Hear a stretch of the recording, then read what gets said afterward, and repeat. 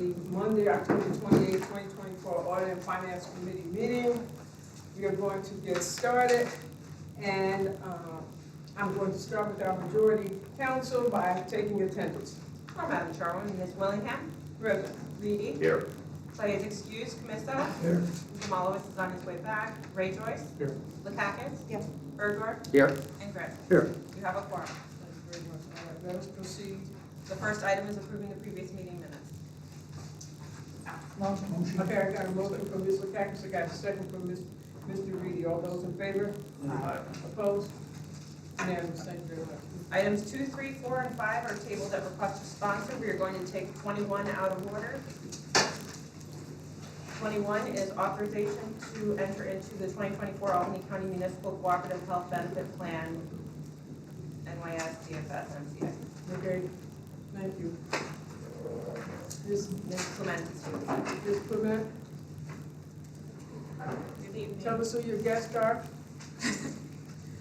My guests are Josh Beams from the County Executive's Office and Cam Sagan from the County Executive's Office. And actually, Josh Beams is going to give an opening remarks. Okay, now I want you to speak louder, okay, so everyone can hear you. Move the mic too. Yeah. Good evening, Madam Chair, members of the committee, esteemed colleagues, and community members. Thank you for the opportunity to speak this evening about an initiative that has the potential to transform the healthcare landscape in Albany County, the establishment of the Albany County Healthcare Consortium. The resolution before you authorizes the county executive to enter into 2024 Albany County Municipal Cooperative Health Benefit Plan, New York State DFS MCA. This is an intermunicipal agreement with several municipalities within Albany County that is a step in the process required by the New York State Department of Financial Services for Albany County to create the Albany County Healthcare Consortium. Creation of the ACHC will increase the number of covered lives within our self-insured ecosystem, hence lowering the cost of healthcare coverage for Albany County's employees. It will also, in most cases, lower costs and in all cases raise the level of care that our partner municipalities can provide to their employees. Establishing the Albany County Healthcare Consortium is not just about immediate gains. It's about creating a sustainable model for the future. As you know, healthcare costs continue to rise. This consortium will enable us to adapt and respond more effectively to changing circumstances, ensuring that we can provide robust health benefits to our employees and the employees of our partner municipalities for years to come. We have heard from partners we have met with that they're facing year-over-year double-digit increases. The list of municipalities you have before you is not an exhaustive list of potential partners. Tompkins County started their healthcare consortium in 2009 with just a handful of municipalities and has since expanded to 16 contiguous counties in upstate New York. In conclusion, establishing a healthcare consortium among the local governments within Albany County is a strategic move that offers numerous benefits, including cost savings, improved access, enhanced quality of care, and increased advocacy power for local governments within the county. Thank you for your valuable time and attention. I look forward to your questions and the opportunity to discuss how we can work together to make this vision a reality. Thank you very much. Do I have any questions from any of our members? Mr. Green. Thank you, Madam Chair. This is a big deal. We're changing how we manage our health care. But I have a couple questions. One is now there are 10 municipalities involved, and you're just creating a bigger market, and so you hope to save money on the volume. Is that how you plan to save money? Yes. Well, it isn't changing how, Jen? can you hear me? The current plan structure won't change for Albany County employees, but it is going to change for municipal partners in that they'll be combining into our current plan and thereby lowering their premium costs because they'll be in a self-insured environment. So, but don't the 10 have a different idea of what they can offer in healthcare, or do they all have to have the same plan? They don't have to all have the same plan. We'll be adjusting the plans that we can offer, and then they'll fit into one of those plans. Or they'll select them. Yes. And is that the way to save money is that you have a larger volume of enrollees? Is that your plan? Yeah, increasing the pool will lower costs. Okay. I'm just wondering, when you have disagreements, it's going to manage, each gets a director on the board, I guess. And I'm wondering how you manage disagreements and how to proceed when you have 10 different municipalities. Disagreements in which? How to do the healthcare kind of thing. So there's a board of directors, and then there'll be a plan design committee as well. And so between those committees, there's voting rights, and essentially the board governs the plan design. Each municipality has an appointee to the board, correct? Yes, But isn't there a weighted voting clause in there? yes, Albany County will have more say, because Yes. we're gonna have more enrollees, we're a bigger government. we're the largest employer. I think ultimately, the idea of this is the municipal partners who are coming under our umbrella are going to be saving the most money compared to the county. So that is their buy-in, right? That's why they want to be a part of this. So while, they might not be able to tailor every individual plan to perfection, they're the ones that are benefiting from this the most. And it's been tried, because this is a big alteration in how you cooperate. But it's been tried in other counties, and that's worked? Tompkins County, yeah. There's a large cooperative in Tompkins County. Okay, well, we'll have to see how it goes. Thank you, Madam Chair. Thank you very much. Mr. Bergdorf. Thank you, Madam Chair.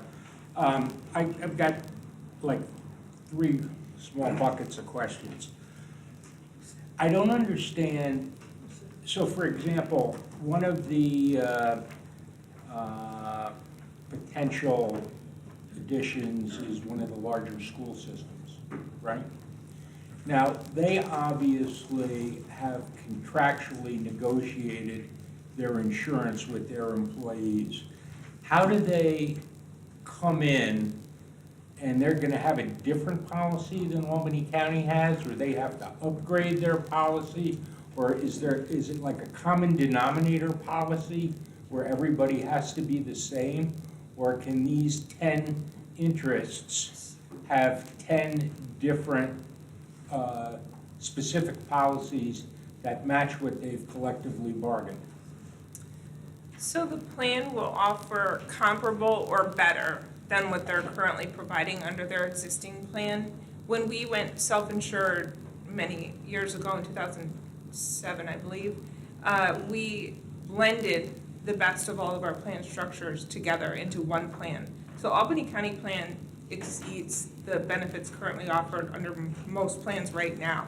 So this will be combining those plans together and then creating an opportunity for those smaller municipalities who are buying it is from the insurance company. I hear what you're saying, but take it, for example, a formulary with different pharmaceutical drugs, different requirements for when you can use a generic, when you have to use a name brand, what name brands are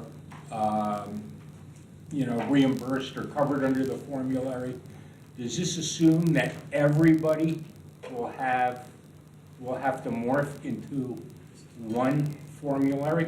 I believe there's No, different levels, right? currently we have about 8 formularies right now within the Albany County Health Plan. So the formulary is just the tier of generic, preferred, and then brand.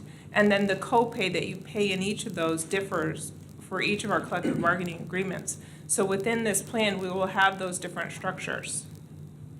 Okay, all right, okay. So it's not one size That fits makes all, sense. yeah. Okay, I appreciate that.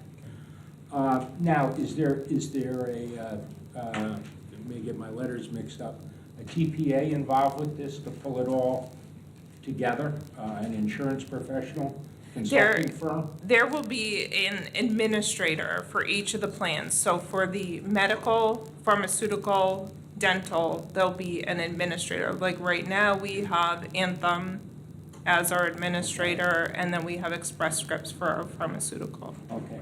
Now, do they negotiate the agreements with healthcare providers,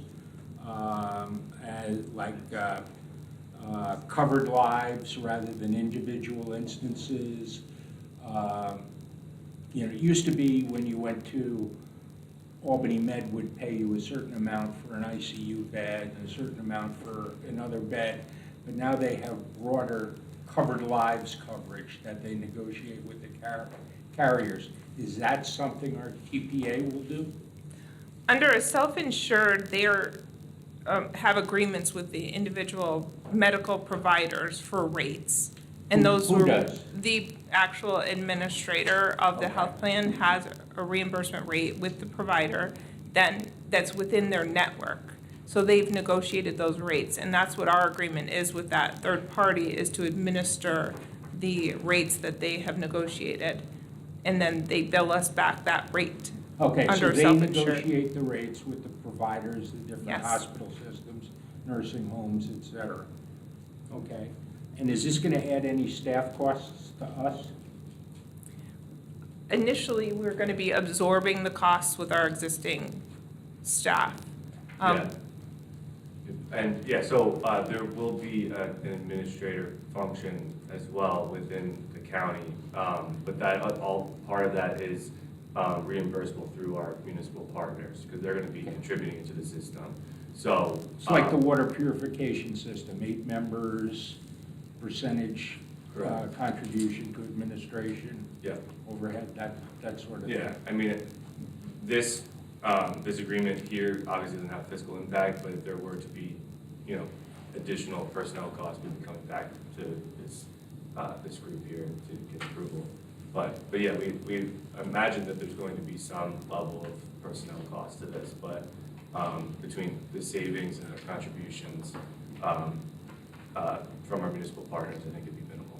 Now, for example, if you have an umbrella policy, a catastrophic umbrella over this, in addition to your self-insurance, I assume you do.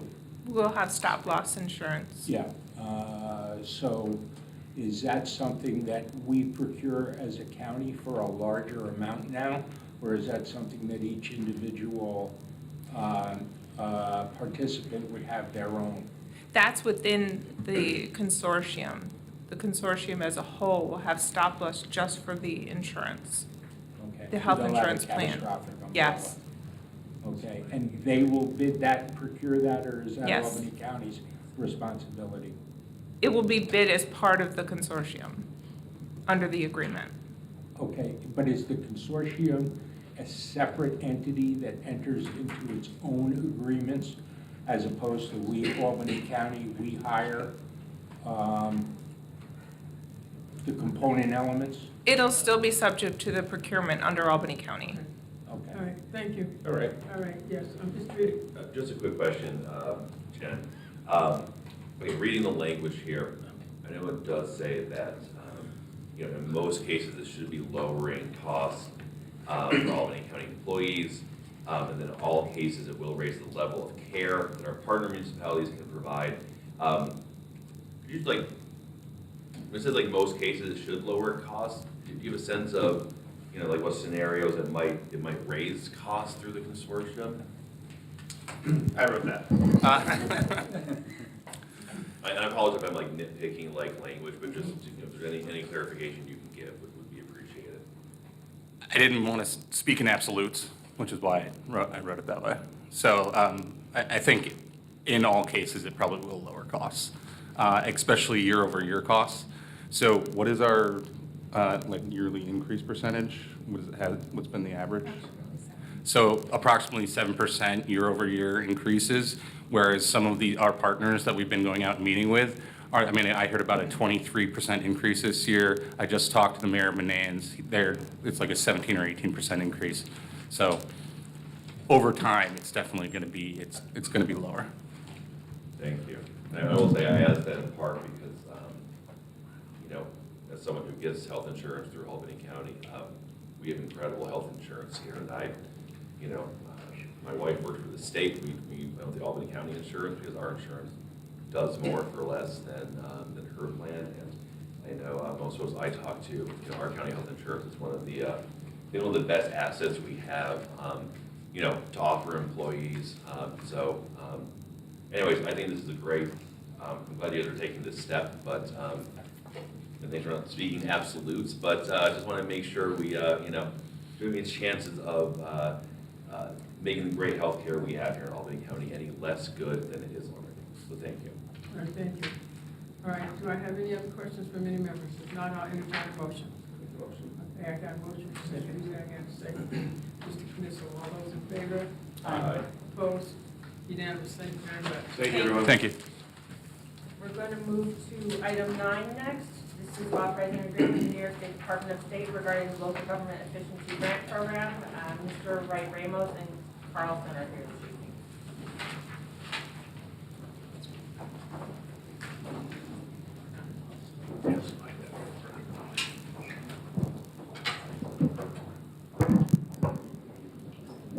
Good evening, Madam Chair.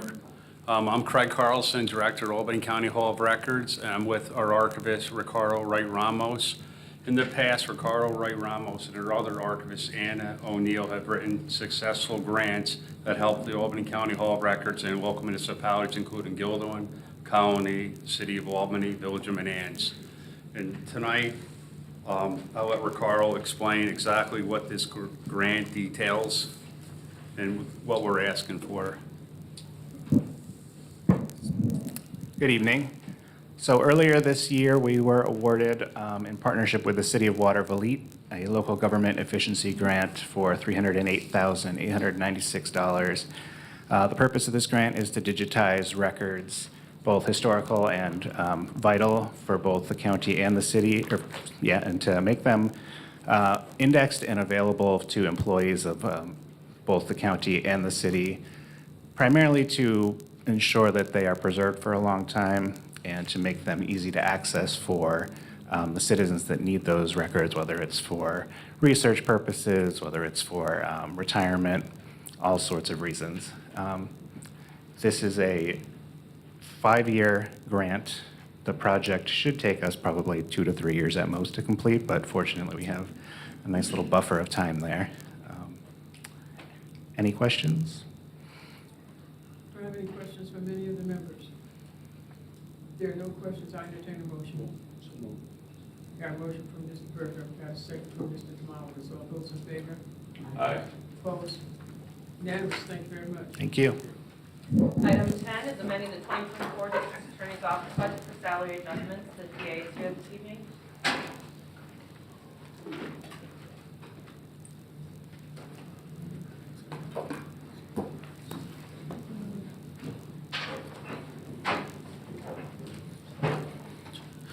Good evening. Good evening.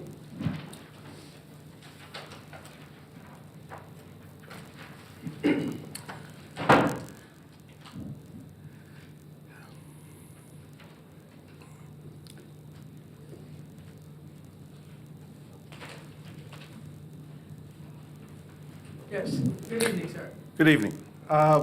Thank you first and foremost for providing us with this opportunity to come and to engage with the Audit and Finance Committee regarding several matters that we have before you this evening.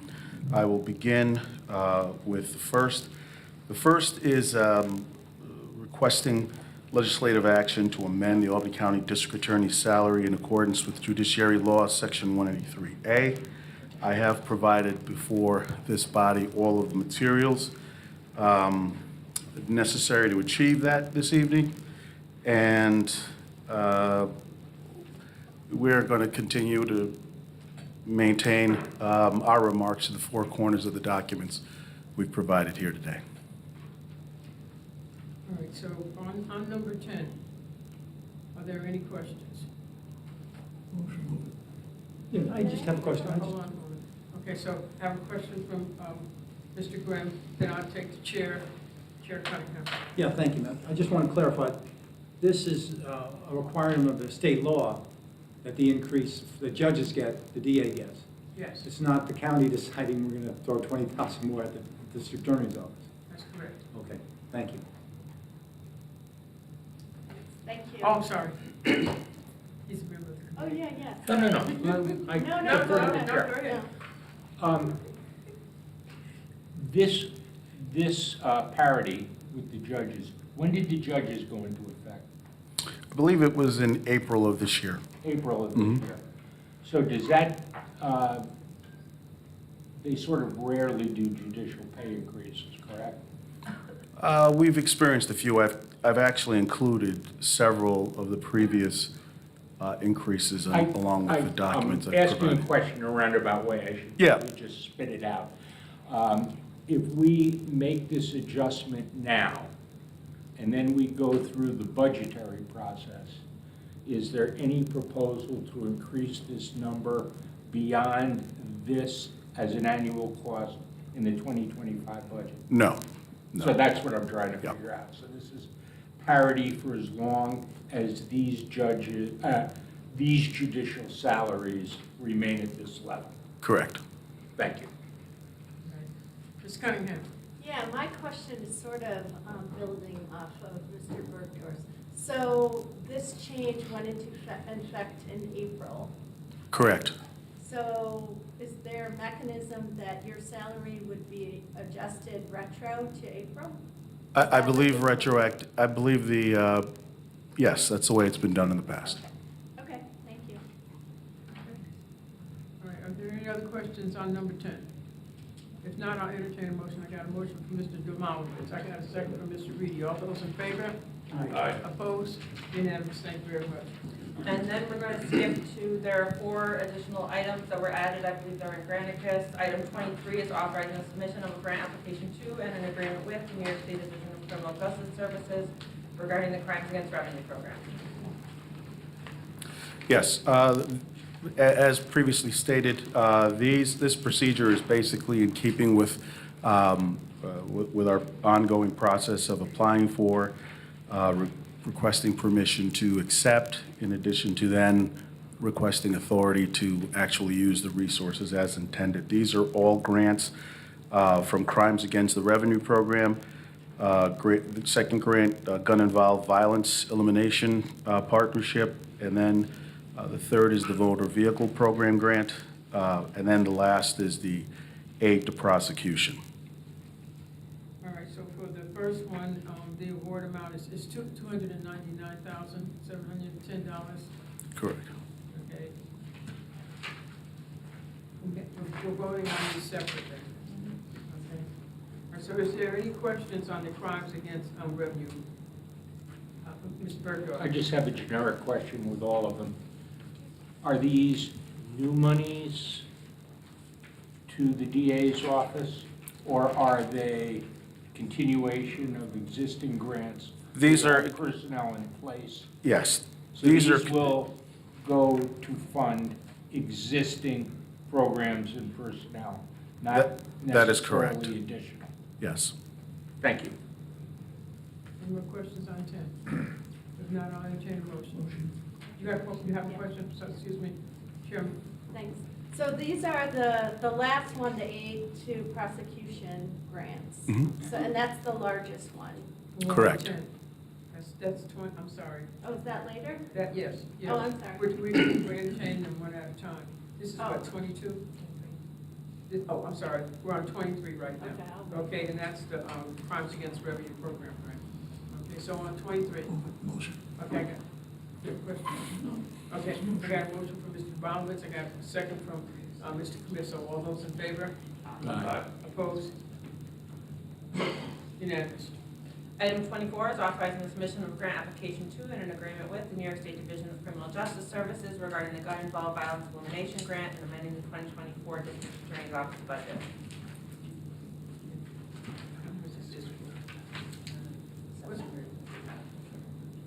So this is for 702,000? Correct. Okay. Any questions on the GIVE program? If there are no questions, I entertain a motion. I got a motion from Mr. Reedy. I got a second from Mr. Mullins. All those in favor? Aye. Opposed? Unanimous. Thank you very much. Item 25 is authorizing the submission of a grant application to and an agreement with the New York State Division of Criminal Justice Services regarding the motor vehicle theft and insurance fraud prevention program. Any questions? I got a motion from Mr.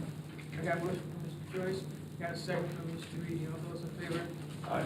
Opposed? Unanimous. Thank you very much.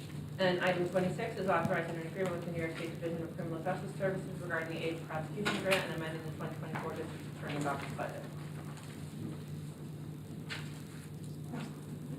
So I have a question on this. So this is the bucket of grants that last year you used for staff bonuses, is that right? That is correct. Okay.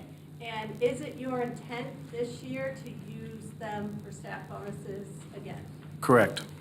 And is there any expectation, or what is your plan? Are you looking to do the same bonus structure, or what is the game plan for those bonus amounts and so forth, and distributing them? What kind of system do you have in place for that evaluation that you do and planning for them? Yeah, I believe it's the flat rate assessment that we're using, like we did last year, where everyone will get, I don't know if this year is exactly 11%? This one's, no, this is an 11%. This was, everybody got the same amount throughout the office, which had the effect of giving people at the low end of the pay scale a larger percentage bonus, and the people at the higher end got a lower percentage. And did everyone get a bonus out of this? All non-union people and not the DA. You said non-union? Correct. And was there an issue last year with bonuses out of this pool being awarded that violated like the Taylor law or? That was a different bucket. Okay. And I assume whatever bucket that came out of last year, there's no plan to repeat. There will not be. Okay. And that goes for, I guess, the bonus that you gave yourself last year, that we won't be doing that again this year as well. Well, we know exactly how fiscally responsible everything that happens in Albany County is, and as it relates to me personally, I will not be providing myself a bonus so that we're not being distracted from talking about the real issues in Albany County surrounding crime. But I thank you for attempting to establish clarification. Okay, I take that as a no, then, thank you. Yes. Excuse me. Mr. Bergdorf. This goes back, actually, this is a more general question, I hope I can ask it. Now, I kind of asked the commissioner of probation, when the SAFE Act was originally passed, you know, if you were a legal gun owner, and heavens, Betsy, if you had something illegal in your possession, you were going to go to jail for a year. No discretion, it was all sort of cut and dry. Now we have folks that are caught with an illegal gun in a grocery Mr. store, Bergdorf. and Mr. Bergdorf, they're, what are you talking about? I mean, I'm asking about, they have a grant here for gun involved Give? violence elimination. oh, okay, you're talking about give. Yeah, Yeah. so I mean, it aligns to it, but how, and now these people are not even subject to bail unless they're actually using the gun or in the commission of a crime. Do you ultimately go back and prosecute those people under the SAFE Act, or what happens with those folks? Well, the SAFE Act, by its passage, rendered one day those who were law-abiding citizens into criminals because of the mere items that they possessed. To this date, I don't believe that we have had one case where a law-abiding citizen has been prosecuted based upon the materials that they were in possession of. I think your local businesses here, as well as your sheriff and law enforcement agencies, have done a great job in terms of being responsive to law-abiding citizens. Our gun issue here in the Capital District, our gun issues in Albany County do not rise from law-abiding citizens. These are illegal guns. We call them illegal crime guns in an effort to make that distinction. And I can't think here, as I'm sitting here, of one case where a law-abiding citizen has been arrested and prosecuted for simple possession. Well, I guess my point was there were draconian measures that were put in place, but when they were put in place, they didn't say they were only applicable to law-abiding citizens. So when you prosecute somebody for a gun offense, do you use that statute or other statutes? No, or- we're not bootstrapping any specific SAFE Act statute in an effort to gain any leverage. Like I said, most of the, Just curious. yeah, most of the cases that we have are just weapons that are, I'll entertain a motion now. I have no question, Madam Chair. Okay, on the. Yeah, on 26, yeah.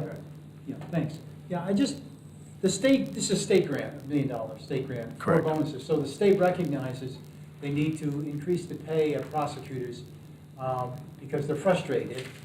And in order to attract and retain them, they're frustrated because they have to deal with state laws that are more pro-criminal than ever before.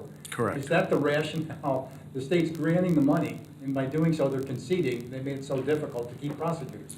Am I right or wrong? As a member of the New York State District Attorneys Association, I've had the privilege of being front and center in that effort to receive more money from the state in an effort to keep our people. We've had the most incredible turnover as a result of the discovery statute, as well as other difficulties that have now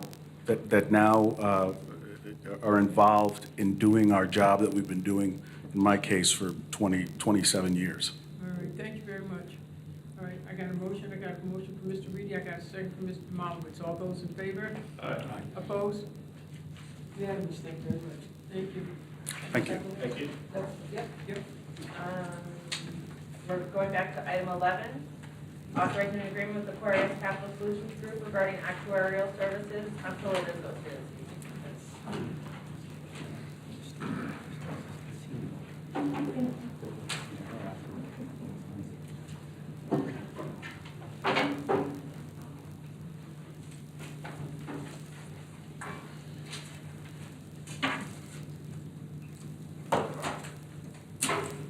Good evening, Mr. Mizel.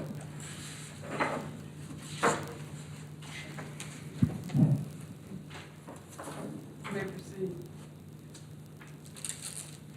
Madam Chair, members of the Audit and Finance Committee, I'm here with my two deputies, Chip Dott and Frank Camiso, and my chief accountant, Mike McNeff. The Department of Audit and Control is requesting approval for the following contracts. First is the actuarial services, exercising option year 1 of 2 with Aquarius Capital Solutions Group. Albany County requires an actuarial service to comply with the Governmental Accounting Standards Board, GATSB 75.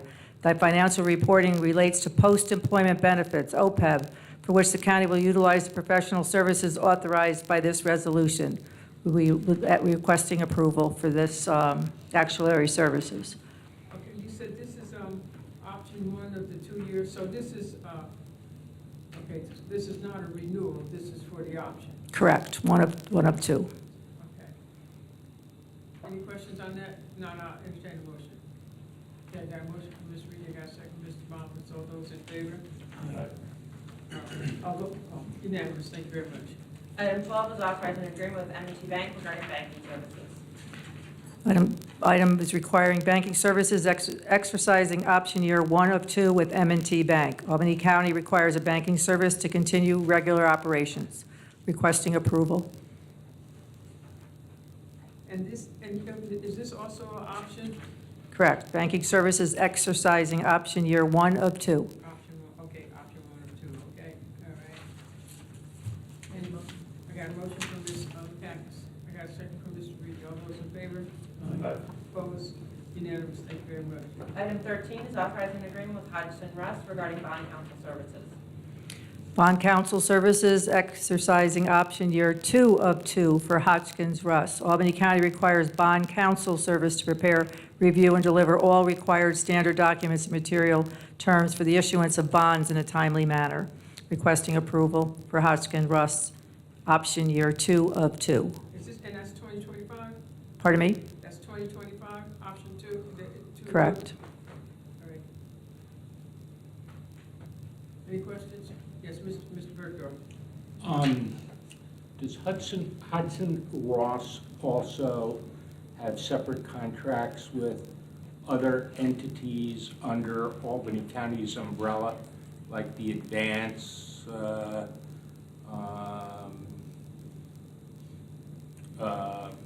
our economic development arm? Alliance. The Alliance, yeah. No idea. They do. They do. Now, if Albany I'm County, sorry, Madam Chair. no, if Albany County is hiring them, why are we hiring them under multiple contracts? Okay, what are we talking We're, about right we're all now? separate entities, so Well, you're not really separate entities, you all report under the same by umbrella law, to we're the state separate controller. entities. By the state statute, we're separate entities. The IDA, the CRC, Albany County are all separate entities by statute. So you have to be separately. And they have their own We bond. go out to bid, just like everybody else. Hudson Rose happens to be the lowest responsible bidder when we do it, and just like the county, same thing. But they do represent other agencies. Within Is your the question? county. Yeah. Yeah. I'm just wondering if there is a way to do this in such a way that there is a greater economy for Albany You County. mean collectively? Yeah, Okay, is that question pointed to Ms. Rizzo? well, Did she answer the question? she said she didn't know. Yeah, I wouldn't know that. And now we've determined that they do serve Albany County in a number of different capacities. And the city. And in a lot of other municipalities, but Okay, so she gave her response, and unless she thinks she's gonna come up with something different later on, give us a report, we're gonna move on, okay?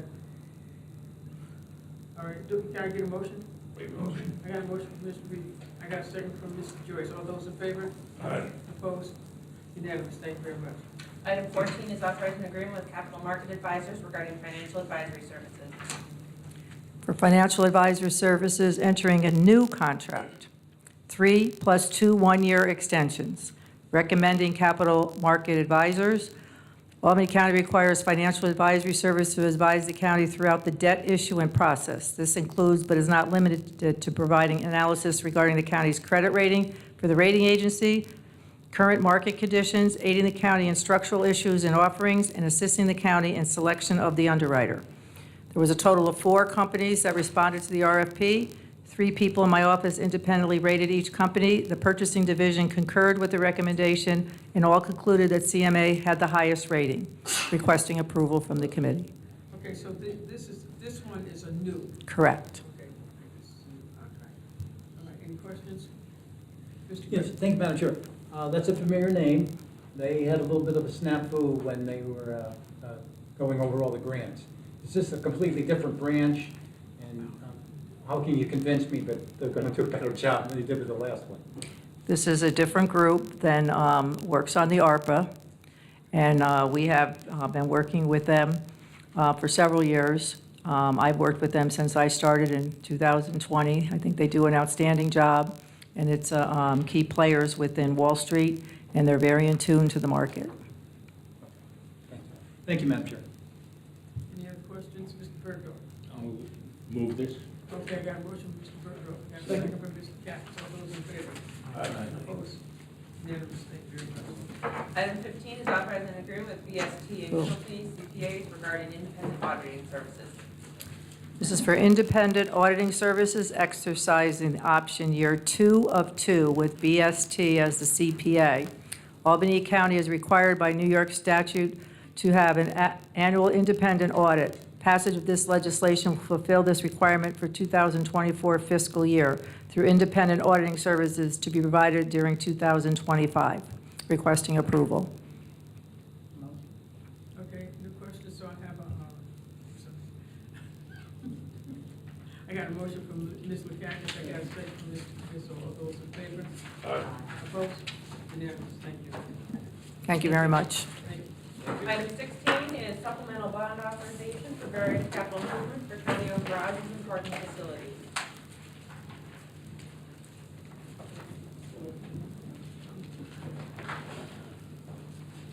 So are you with Dave? My apologies, Commissioner Raimondo had a previous engagement, and I offered to fill in for her. Okay, so Mr. Riley will be presenting.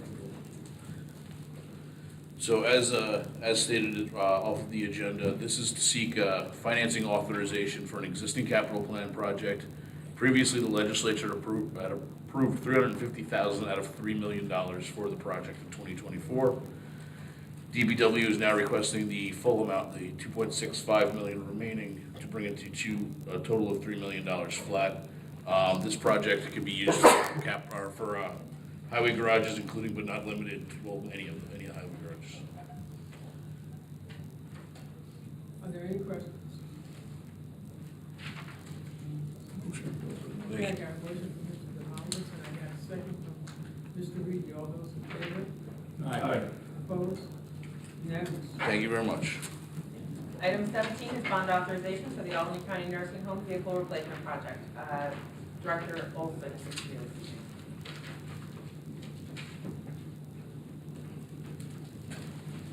Good evening. Good evening, Madam Chair and committee members. I am seeking finance authorization for a couple of different projects. The first one being for the purchase of wheelchair vans for the nursing home.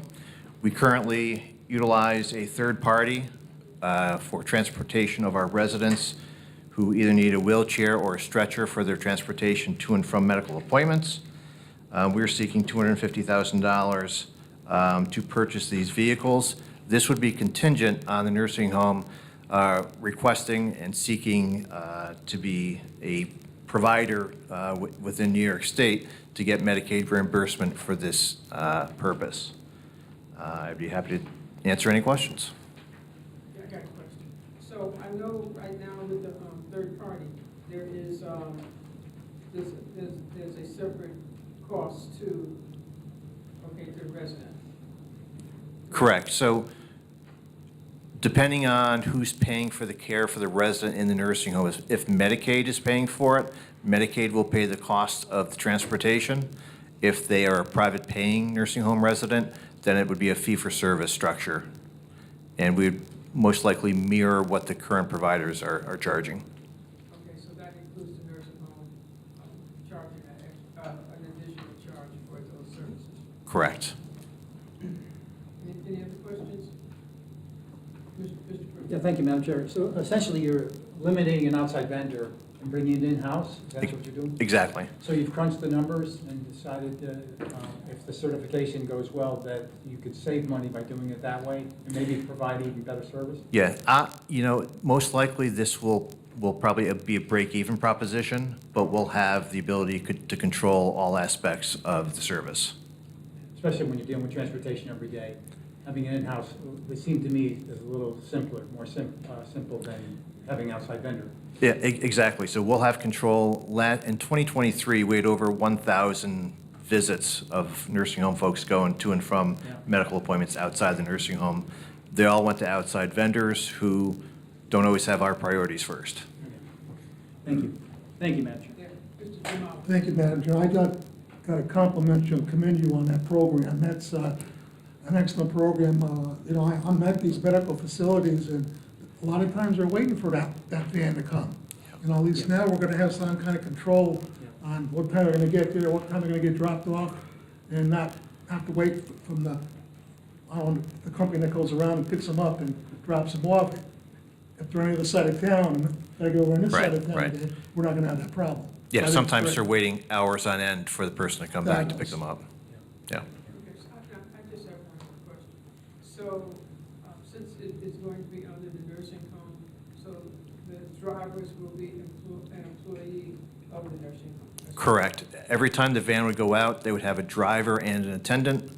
I would like them both to be certified nursing assistants, because in that case, they would also count towards staffing in the state staffing mandate.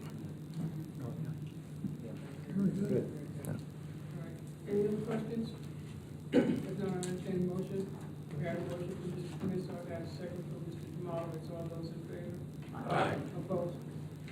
Unanimous. Thank you very much. Item 18 is bond authorization for the food service and distribution equipment project. Okay, yes, the primary reason for this, the amount of $500,000, is to create a cafe within the nursing home, primarily for the staff of the nursing home. Currently, if any time between 12 and 1 o'clock, you can see 15 or 20 different drivers coming in, delivering food back and forth. There's a real need in our facility The goal would be that we would be able to provide a hot and cold foods, salad bars, coffee, all within a cafe that we'll create, which is currently in design phase. The plan is to sell the food to our staff at cost. Hopefully, this would be a break-even proposition at the end of the year, and it would be serviced in-house.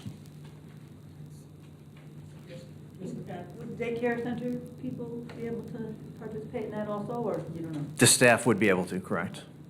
And I should say, you know, the 4 floors above the nursing home and tower, once those are occupied, those folks would be able to utilize this cafe as well.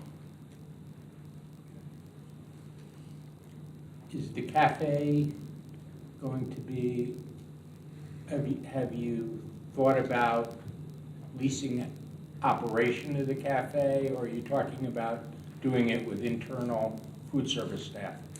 Our plan is to do it internally to keep the cost down. We know a third party would probably double the cost of all the food. Any other questions? If no, I entertain a motion. Got a motion for Ms. McCaffrey. I got a second for Mr. Reedy. All those in favor? Aye. Opposed? Unanimous.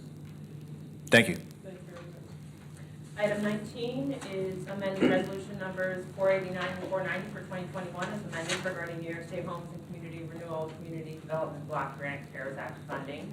Sean McGuire from the Land Bank is here this evening. Good evening, Mr. McGuire. Good evening. Good to see you all here. We are just requesting a 6-month time extension to wrap this project up. When I saw you last, we had some applicants ready and to move forward. One of those is moving forward with 52nd Avenue.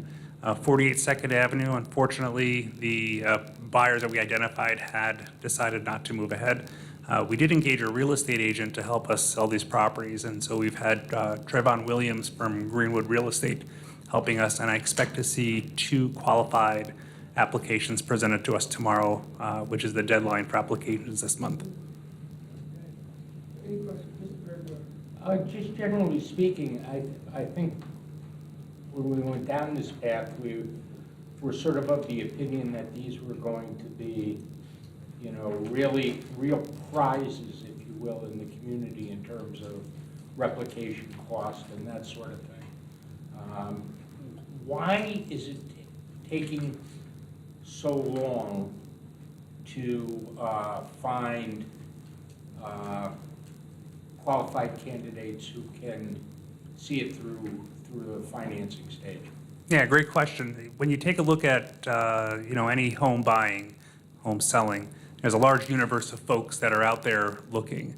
But as we start to bring that circle a little tighter and have some more specific qualities of a piece of property, we're going to lose people that are no longer interested in it. So, you know, we are looking for a rather specific buyer here, which is somebody who can be qualified as an affordable first-time home buyer who's looking to live in the South End and who's looking for the type of property that we have to offer. These are great pieces of property for those of you that have had a chance to see it. I think the outcome has been great, but it can be a challenge, and if you remember buying your first home, it's quite a process. It's quite a daunting process if you're not familiar with it.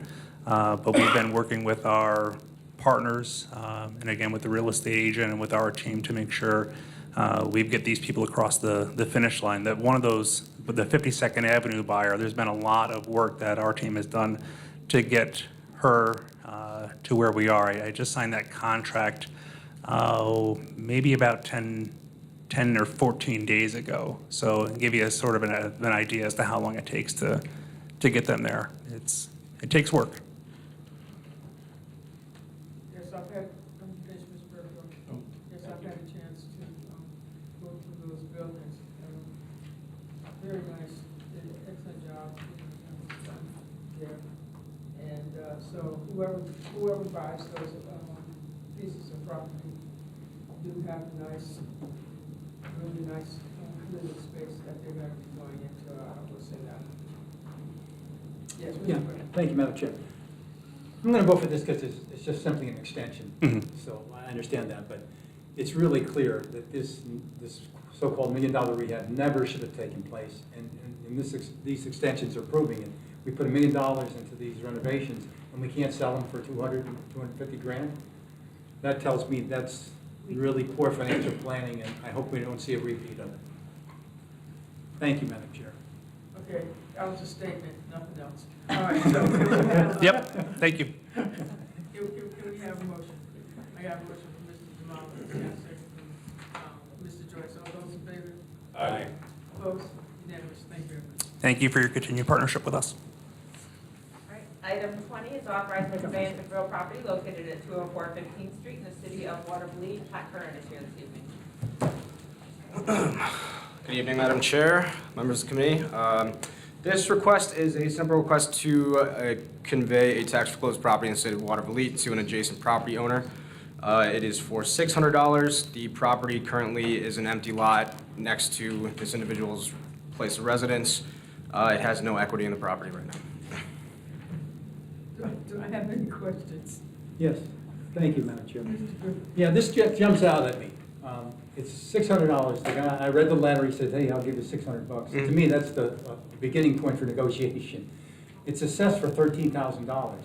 Didn't someone say, wait a minute, maybe $600 is a little light for a property that's assessed at $13K? I mean, I would have to look a little bit deeper into the assessment of the property, but I mean, based off of every documentation that we've had, it's an empty lot. This individual has been maintaining it for several years. It's right next to his place of residence.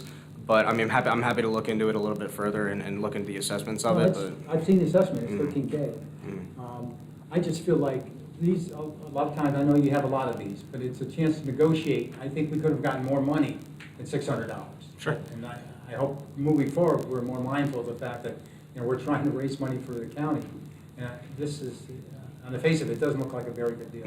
No, understood. I think just given the fact that there's currently no equity in the property, it's been an empty lot that he's been maintaining itself. It seemed like he's going to continue to maintain it and uphold the neighborhood. So that was what he had indicated in his letter. So.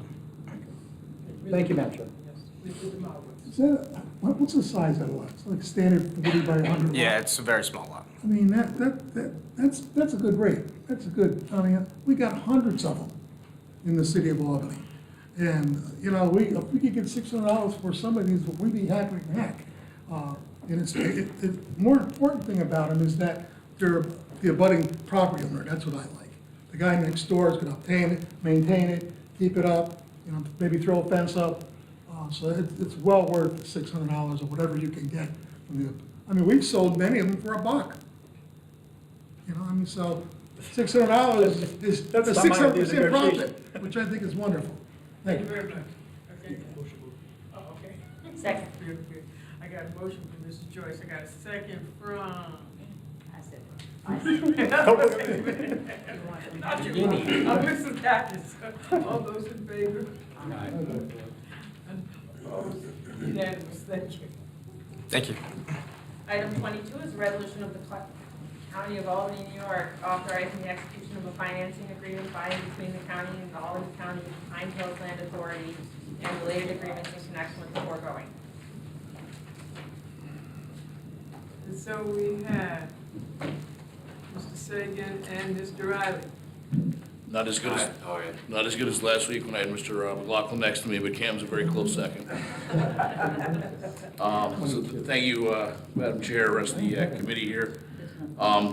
Earlier in the year, the state passed the authorizing legislation to establish the Albany County Pine Hills Land Authority with the ultimate goal to be acquiring the entire campus of the College of St. Rose through its bankruptcy. The logical next step here is to have the county authorize the backstopping of the bonds. Basically what it will happen is the alliance working through the authority here they will sell the bonds to raise the funds to acquire. Once a price has been negotiated, things like that, if we can come to a price. That's why this is a little bit light on details. We can't back into the finances of it until there is a purchase price, potential deal at that point. The reason that $80 million was selected was because that was the maximum authorized by the state statute as well. We figured to have them track alongside each other. Then basically the county will backstop it up until the alliance, or until the authority starts to sell off the properties for their highest and best use. Then that cash will be used to pay back the county as well as to pay the future debt service on that acquisition of money. Are there any questions? Can I just say, Madam Chair, Wait, there's no backup on this. is there? Yeah, we received backup this afternoon, mid-afternoon, and it hasn't been uploaded to Granicus yet, just because we simply didn't have the time before the meeting started. Do we have But paper? I believe there's a request to table it Oh, to good. give Okay, time okay, for okay. That's consideration of that, given that we just got this information. Okay, thanks. Yeah, I apologize for the timing of that. We got put into overdrive very recently. The bankruptcy court unilaterally said, this will be the schedule for the auction, things like that. We backed in through the legislative calendar and said, let's get this in front of you guys as early as possible, get in front for this meeting, knowing that if it goes through next cycle, it still passes in time to do everything if that's the way everything turns out. Okay, thanks, Dave. Mr. Berger. Thank you, Madam Chair. I'm just curious, who has drafted this financing agreement? I believe Joe Scott is the counsel for this. Yeah, I think that's correct. Of course. But of course. He's the best. Yeah. He is the best. Well, the question I have is, there were a number of us who had some concerns about how much liability there would be for the county and how much the county was going to be liable for. And it would be very interesting, maybe you could highlight when you come back and present the financing agreement to us, to show us what kind of safeguards there are to limit financial exposure for the county, both in staffing and in costs or any money that's laid out for it. Sure. Thank you, Madam Chair. You're welcome. Can I get a motion to table? Sure. I got a motion. Finally have a motion from Mr. Grimm. Yay. Definitely. I'll second Mr. Gibbs. You better get that on film. I've got a second from Mr. McCaffrey. All those in favor? Opposed? Unanimous. Thank you very much. And if you thought we were done, we're wrong. We're going back to item 6. Authorize an agreement with the Legal Aid Society of Northeastern New York and Alternatives to Economic and Housing Displacement regarding the Eviction Prevention Intervention Collaborative. Yeah, so this is the EPIC program that we have been working on since the beginning of the year, and this responds to essentially put the money into the hands of the winner of the RFP process, which was Legal Aid Society, for the arrears support. So. Any questions? Mr. Grimm? Yes, Madam Chair, this came up as a resolution in March of 2024, and it got 19 yes votes, but it failed because we needed 20. Is there a significant difference? I think the big issue then was the government getting into a dispute between private parties, both tenants and landlords, and the money was just allocated to tenants. Is there any money allocated to landlords in this? We actually added that to the EPIC. Originally, we got no proposals to kind of build that out. So it's not in there, it's just, money is just for tenants? It was in the RFP, It was but in no the one RFP. responded to that portion of the RFP. Okay. So we're deploying the dollars to the portion that we got interest in. Deploying it to where? To the Legal Aid Society for. Okay, all right. Can I just jump off? Sorry, Madam Chair. Yes, Mr. Grimm. I'm wondering if I can ask for your permission.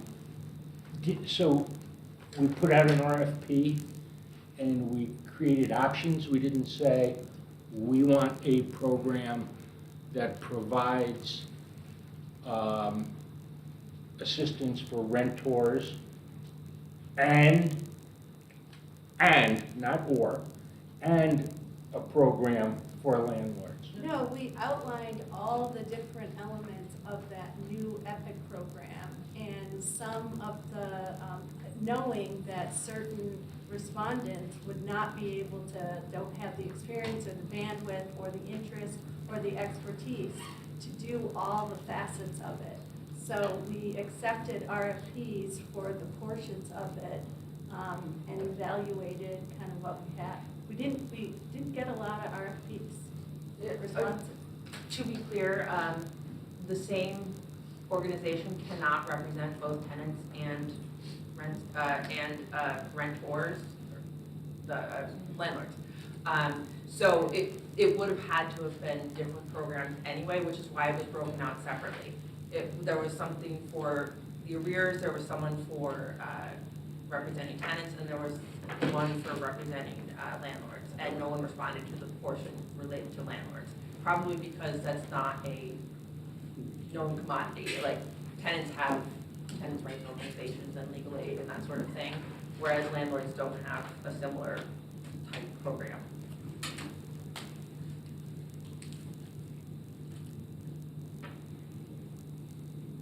Okay, all right, so that was number 6. So can I get a motion on number 6? I got a motion from Mr. Reed. I got a second from Mr. Cox. All those in favor? Aye. Opposed? No. Oh, I'm gonna vote to send it out. I need to understand this a little better, and I'll make my final determination. I'm okay with my vote. Number 7. Item 7 is a public hearing on proposed local law number S for 2024, local law of the County of Albany, New York, amending the Albany County Charter and local law number 8 for 1993 is amended to adjust the monetary threshold of the Board of Contract Administration. Okay, so this is the public hearing for the underlying change in contract administration board limit. Right now, the limit is $100,000. And so basically, from the threshold of county spending from 20 to 100, it goes to CAB. After 100, it goes to the legislature. The CAB board meetings are open to the public. They're televised. It's a very transparent process. One of the things since I've been participating in CAB, and the CAB board is comprised of the county clerk, the chair of the legislature, the county executive, and that's it. But again, it's a very transparent process. People come to it's not unlike what we see here, where you have representatives from departments come in and make their case, and we ask questions. When I started asking questions about CAB and its construct and its origins, I found that the limit, that $100,000 threshold, was established in 1993 and never trended forward for inflation.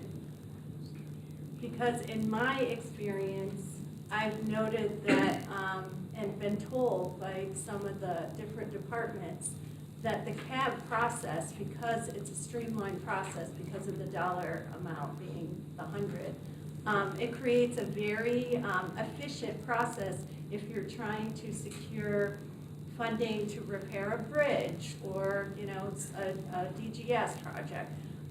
That in many cases is a huge advantage for the county to actually have an efficient process that allows, keeping with that DPW or Public Works example, allows for our DPW teams to get out there and be deployed to fix the road, fix the bridge. So as I started looking into it, the RLA process that our departments follow can take at least a minimum of 45 days. And that's because of the internal kind of process the county exec's office has. It has to do with our deadlines.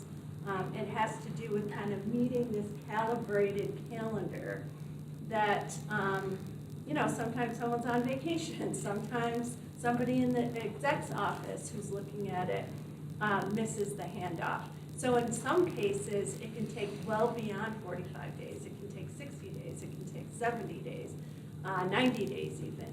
And I've heard from, again, some of the department folks that in some cases, those delays are really bad for county functioning and operations. So as I looked into it, I then, with Pat as my historian, found that this was a recommendation by the Charter Commission in 2012 to increase the cab limit and essentially trend it forward to a dollar figure that reflects the essence of what cab was constructed around by the charter, but never updated since 1993.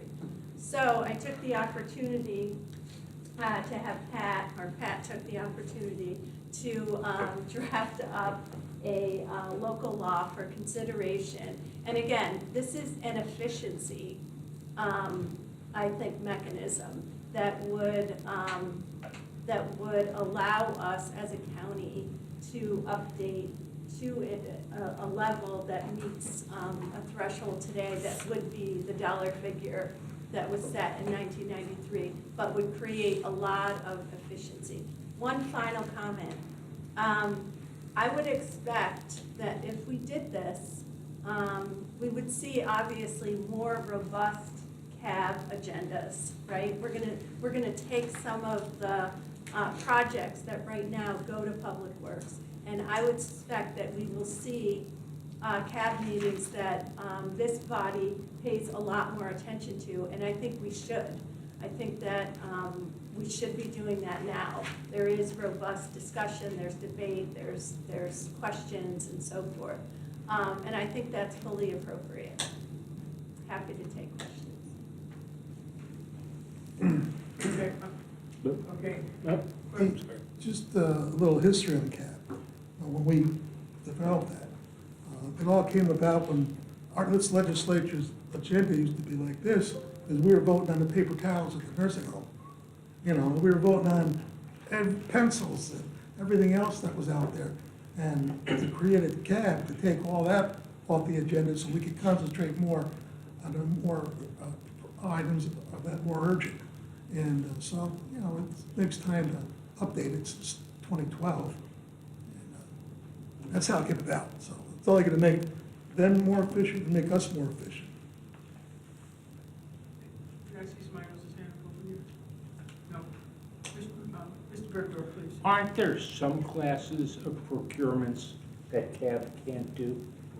Yeah, intermunicipal agreements, basically that type of thing, they can't do. They can do small money amounts below the 100,000 up to 99, but they, what else is it?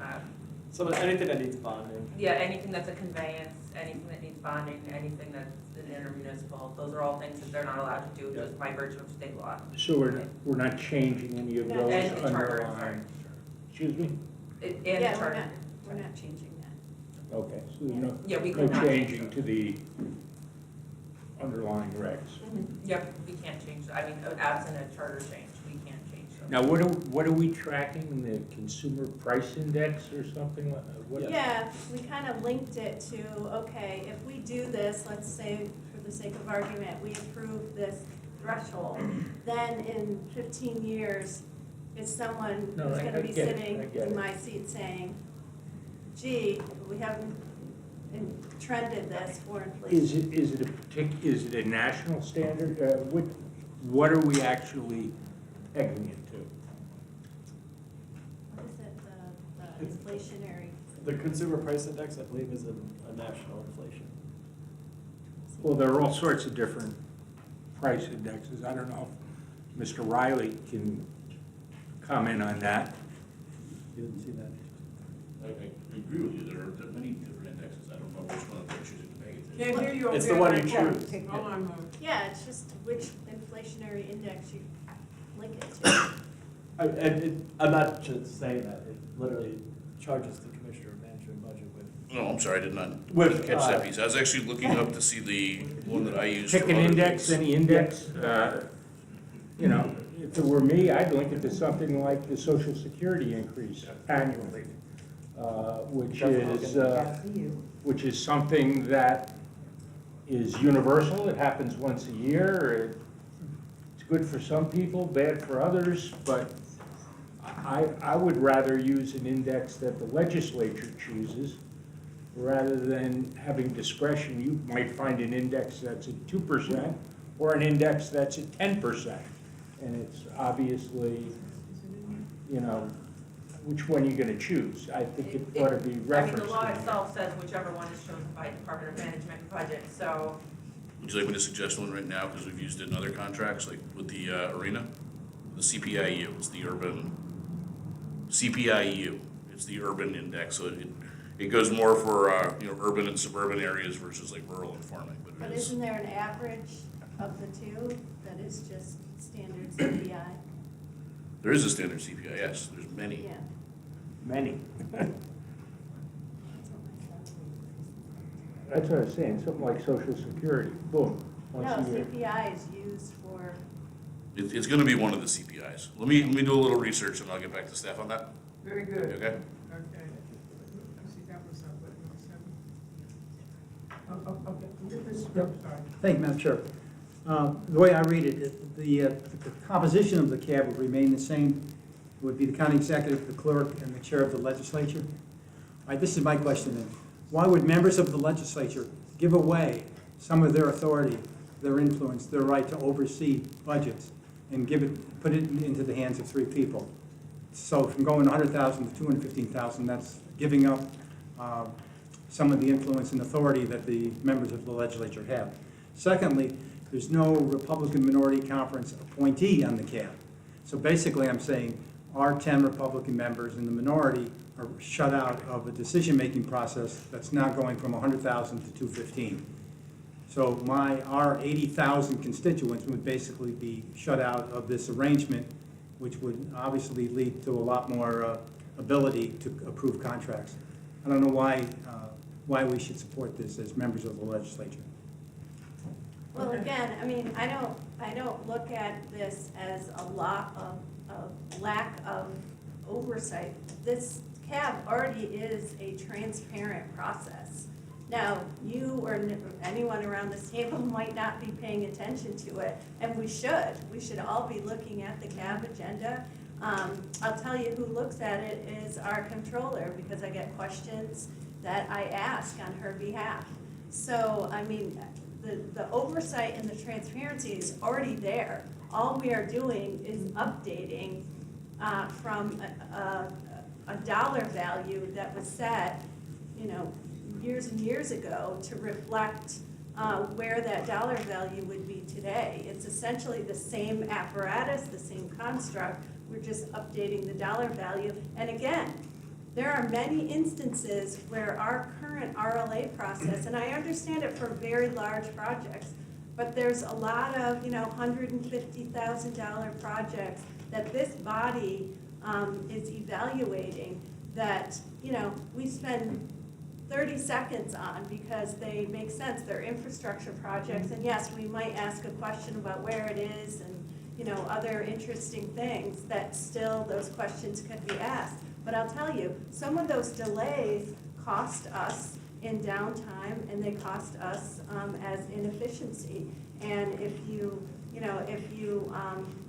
speak to some of the departments that are doing those hands-on infrastructure, there was one, there's a couple of examples that were shared with me recently. One was a contract for like some fuel monitoring software, and it's an update. It was a $150,000 contract that I would tell you would probably fly through here.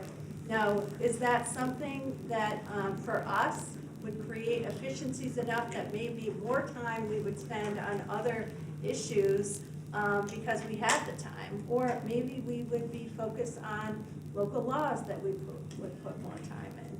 I just think this is a needed common sense efficiency that doesn't disrupt CAB, the apparatus that it is. I hope that it would actually incentivize more legislative attention to it, because I think it deserves it, and invite the legislature to ask questions. but I see it as a needed efficiency for the county. All right, thank you.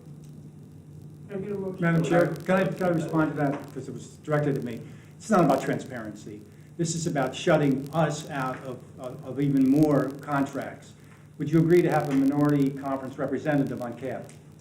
I think the CAB is already represented by county clerk, county executive, and the chair, all of whom serve all of the constituents of Albany County already. And I don't think we need to add additional members. It's a very efficient apparatus as it is. The transparency's there. I invite you to come to CAB and feel free to channel any questions you have. I serve the legislature and not just the Democratic majority, and I would be happy to. So your answer is no. Your answer is no. My answer would be I don't see the need to change the construct of CAB. Okay. Madam Chair, I just have a... Is this on the same thing? Because I want a motion on this, you know. Well, no, this has to do, I think it's fairly important. Is it the same thing that, okay, go ahead. It's on CAB. It's what can CAB do? We're used to seeing a $80,000 transfer of line items in a budget. Can it do budget-related stuff? No. Okay. Can it approve grant funds, applying for grants? See, I'm not quite sure what we're losing up to $200,000, because, or, excuse me, starts at 215 or whatever the number is. I kind of... We can try to, I mean, I could just get you an agenda, but they brainstorm. literally No, just authorize. I used to track the meetings. Right, they're authorized yeah, purchase. we can try to put together a list of everything, but I So might that's all the always stuff that we do. miss something. But we can try to put together a list of like the main things that CAB cannot do for you. Because, I mean, I'm sure you're not the only one who wants to know that. Yeah. That makes sense. That way, because there are certain things that CAB just has no authority over. Either via charter or via the state statute.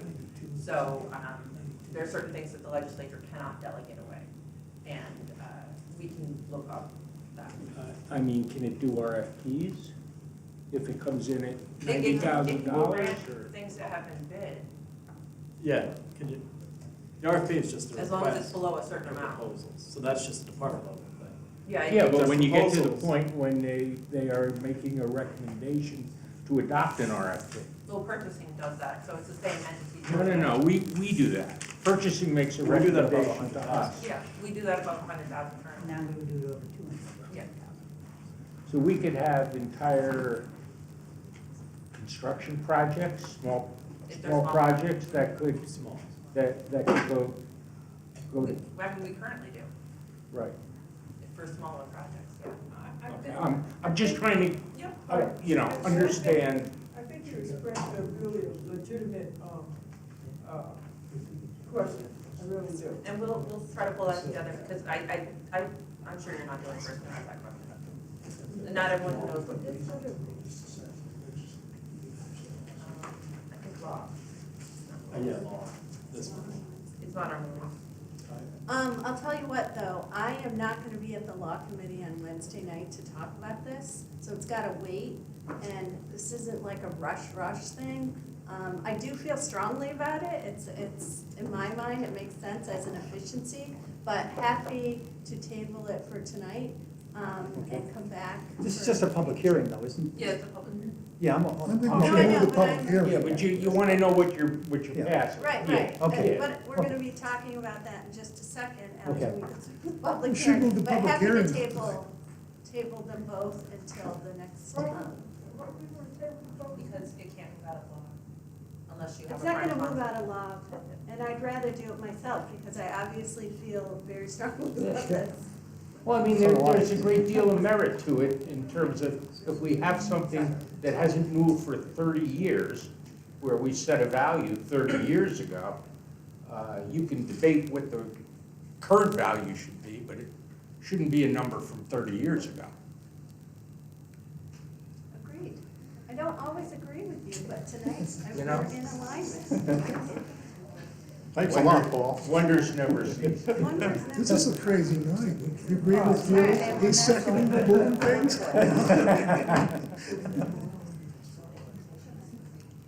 We're just deplorable over here. So There's a public hearing and then the actual resolution, so we'll table both for the next meeting. Is that okay, Madam Chair? So, what did we do with 6? 6 moved out. 7 and 8 are related though. Oh, okay, all right. 6 was that. Yep, Okay, all right. So this is being tabled at the request of the sponsor? No further items. I think I said 6 all and of them. or 7 and public So hearing. 7 and 8. 7 and 8 are tabled at request of sponsor. Right, okay. All right, is that it? Yep. So motion to adjourn. Second. All those in favor? Aye. No